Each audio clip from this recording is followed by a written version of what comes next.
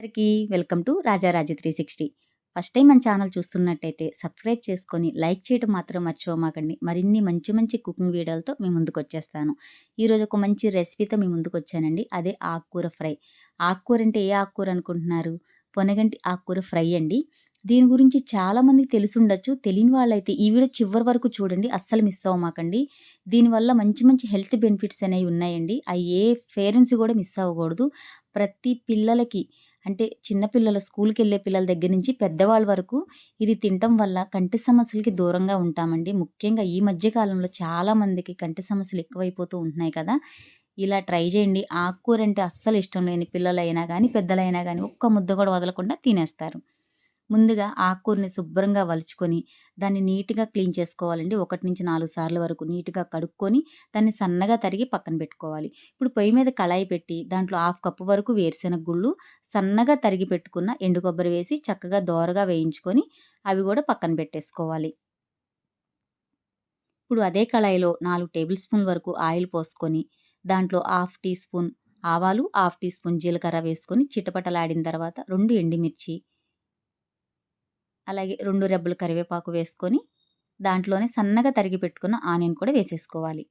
ఇదంతా కూడా golden brown colour వచ్చే వరకు వేయించుకోవాలి. దీంట్లోనే హాఫ్ టీ స్పూన్ వరకు పసుపు వేసుకొని అది కూడా ఒకసారి కలిపేసుకోవాలి.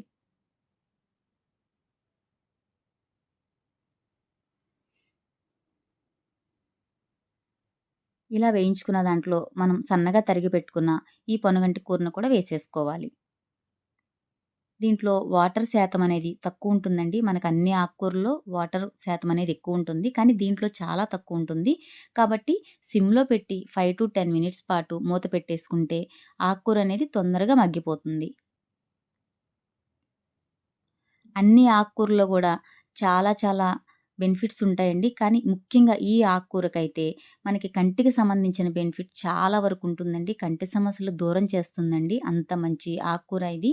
ఇది చాలామందికి తెలిసుండొచ్చు. తెలియని వాళ్ళైతే ఇలా చేసి పెట్టండి. ఖచ్చితంగా ఇంట్లో ప్రతి ఒక్కళ్ళు వీక్లీ 1 టైమ్ అన్నా ఈ ఆకుకూర తింటే చాలా మంచిదండి. ఇప్పుడు మూత తీసుకుంటే మనకి ఆకుకూర అనేది ఇలా మగ్గిపోయింది కదండీ! ఇప్పుడు మనం టేస్ట్‌కి సరిపడా సాల్ట్ కూడా వేసేసుకొని మరి ఒకసారి కలిపేసుకోవాలి.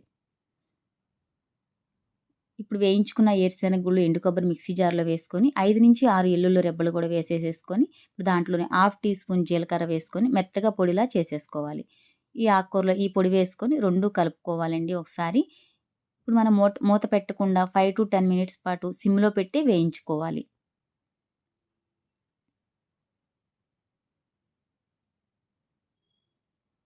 టేస్ట్‌కి సరిపడా కారం కూడా వేసుకొని మరొకసారి కలుపుకోవాలి. ఇలా పూర్తిగా కలుపుకున్న తర్వాత ఒక 2-3 నిమిషాలు మూత పెట్టేసుకుంటే మనకి ఈ ఆకుకూర ఫ్రై అనేది రెడీ అయిపోయిందండి. అంతేనండి, మన పొనగంటి ఆకుకూర ఫ్రై రెడీ అయిపోయింది. చక్కగా డ్రైగా అయిపోయింది చూడండి.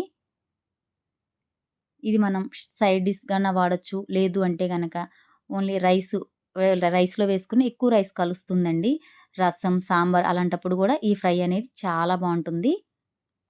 ముఖ్యంగా చిన్న పిల్లలున్న పేరెంట్స్‌కి ఖచ్చితంగా ఇది గుర్తుపెట్టుకొని వీక్లీ 1 టైమ్, ఎందుకంటే వాళ్ళు స్కూలుకి వెళ్ళి చదువుకొని ఆ ఒత్తిడంతా భరించి కళ్ళకి బాగా వాళ్ళకి ఎక్కువ ఒత్తిడి పడుతూ ఉంటుంది కదండీ! అలాంటి వాళ్ళు ఖచ్చితంగా ఇది 1 టైమ్ అనేది చేసి పెడితే చాలా మంచిది.